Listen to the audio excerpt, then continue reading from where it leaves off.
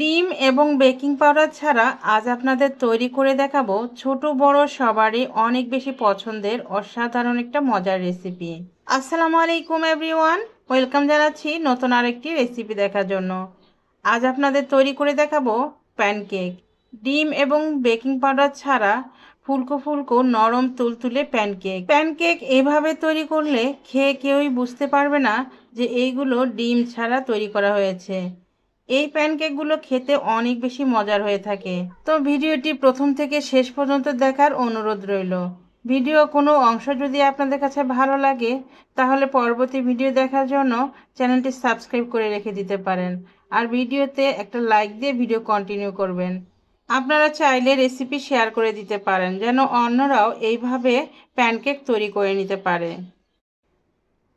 তো এই প্যানকেকগুলো তৈরি করার জন্য আমি একটা মিক্সিং বোলের মধ্যে নিয়ে নিচ্ছি 3 কাপ ময়দা। ময়দাগুলো চেলে নিতে হবে, এই জন্য একটা চালের মধ্যে নিয়ে নিচ্ছি। আর এখানে প্রায় 1 কাপ নিয়ে নিচ্ছি চিনি গুঁড়া। চিনিগুলো আমি ব্লেন্ডার জারে গুঁড়া করে নিয়েছি, আপনারা চাইলে পাটায় বেটে গুঁড়া করে নেবেন। এবার এই সবগুলো উপকরণ আমি এক চালনিতে চেলে নেব। আমি মিষ্টির পরিমাণ প্রায় 1 কাপের মতো দিয়েছি, আপনারা চাইলে চিনির পরিমাণ আরও বাড়িয়ে দিতে পারেন। আর এর মধ্যে দিয়ে দিচ্ছি 2 টেবিল চামচ গুঁড়া দুধ। তার সাথে দিয়ে দিচ্ছি 1/4 চা চামচ বেকিং সোডা। আর যদি আপনারা বেকিং পাউডার দেন তাহলে বেকিং পাউডারের পরিমাণ দ্বিগুণ হবে, মানে এখানে প্রায় 1 চামচের মতো হবে। এবার সবগুলো উপকরণ ভালোভাবে চেলে নিচ্ছি। অবশ্যই কিন্তু চেলে নিতে হবে, কারণ ময়দাতে অনেক সময় গুটি গুটি থাকে, আর এছাড়াও চিনিতে দানাদার থেকে যেতে পারে, যার কারণে প্যানকেকগুলো পারফেক্ট না হতে পারে। এজন্য অবশ্যই চেলে নেবেন। এবার এর মধ্যে নিয়ে নিচ্ছি দুধ। এই দুধ আমি আগে থেকে জাল করে ঠান্ডা করে নিয়েছি। এবার দুধ অল্প অল্প করে দিয়ে আমাদের একটা ব্যাটার তৈরি করে নিতে হবে। দুধের পরিমাণ একবারে দিচ্ছি না, অল্প অল্প করে দুধ দিয়ে দিচ্ছি। দুধের পরিবর্তে আপনারা পানিও দিতে পারবেন, তবে পানির চেয়ে দুধ দিয়ে কেকগুলো বানালে এই কেক খেতে অনেক বেশি মজার হবে। তো এই ব্যাটারের ঘনত্ব ঠিক এই রকম হবে, বেশি ঘন হবে না আবার বেশি পাতলা হবে না। আর এই ব্যাটারটা তৈরি করতে প্রায় 2 কাপের মতো দুধ লেগেছে। এবার এর মধ্যে দিয়ে দিচ্ছি সামান্য একটু লবণ, তার সাথে দিয়ে দিচ্ছি 1 টেবিল চামচ পরিমাণের তেল, রান্নার তেল, আর দিয়ে দিচ্ছি সামান্য একটু ভ্যানিলা এসেন্স। আর তার সাথে দিয়ে দিচ্ছি 1 টেবিল চামচের মতো দিয়ে দিচ্ছি মধু। মধু দিলে এই প্যানকেকগুলো খেতে ভালো লাগে, তবে আপনারা চাইলে স্কিপ করতে পারেন।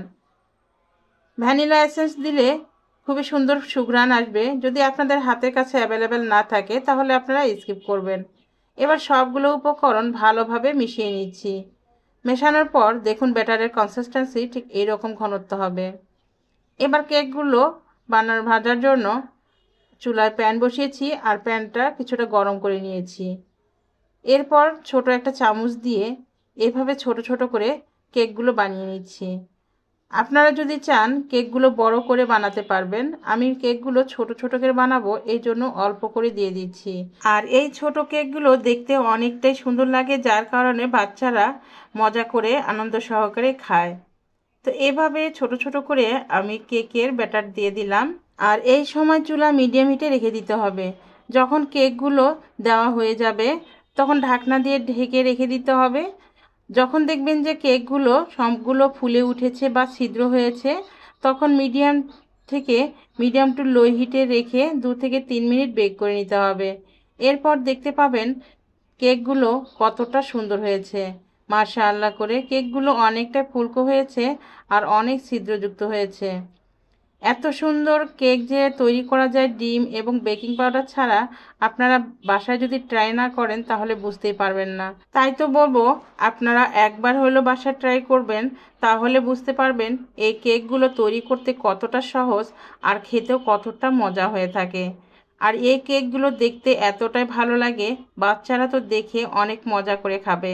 আচ্ছা, আরও একটা কথা বলে রাখি, আমি এই কেকগুলো 1 পাশ করেই বেক করেছি।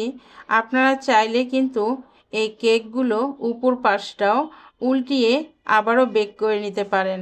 সেক্ষেত্রে এই কেকের উপর পাশটাও একটু ভাজা ভাজা হবে, দেখতে ভালো লাগবে বা খেতেও ভালো লাগবে।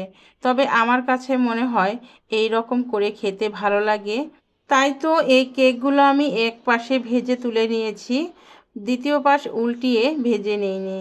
তো এইভাবে সবগুলো কেক আমি ভেজে নিয়েছি। আর দেখুন এই কেকগুলো দেখতে কতটা সুন্দর হয়েছে, মাশাআল্লাহ করে দেখতেও সুন্দর, খেতেও আলহামদুলিল্লাহ অনেক বেশি মজা হয়ে থাকে। কেকগুলো আমি মধু দিয়ে পরিবেশন করব, এই জন্য কেকের উপরে মধু এভাবে দিয়ে দিচ্ছি। আর মধু দিয়ে খেতে এই কেকগুলো আসলে অনেক ভালো লাগে। একটা কেক আপনাদের দেখিয়ে দিচ্ছি, দেখুন এই কেকগুলো কতটা নরম হয়েছে। কেকগুলো যেমনই নরম তেমনই ফুলকো আর অনেক ছিদ্রযুক্ত। কেকগুলো এতটা নরম যে বৃদ্ধ থেকে ছোট বাচ্চারাও অনেক মজা করে এই কেকগুলো খাবে।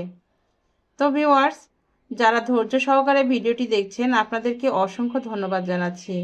যদি আমার রেসিপি আপনাদের কাছে ভালো লেগে থাকে তাহলে চ্যানেলটি সাবস্ক্রাইব করার অনুরোধ রইল। আর যারা সাবস্ক্রাইব করে প্রতিনিয়ত আমাকে সাপোর্ট করছেন আপনাদেরকে অসংখ্য ধন্যবাদ জানাচ্ছি। তাহলে ভিউয়ার্স, আজকের মতো এখানেই বিদায় নিচ্ছি। ভালো থাকবেন সবাই, সুস্থ থাকবেন আর আমার জন্য দোয়া করবেন যেন আরও নতুন কোনো পারফেক্ট রেসিপি নিয়ে আপনাদের সামনে হাজির হতে পারি।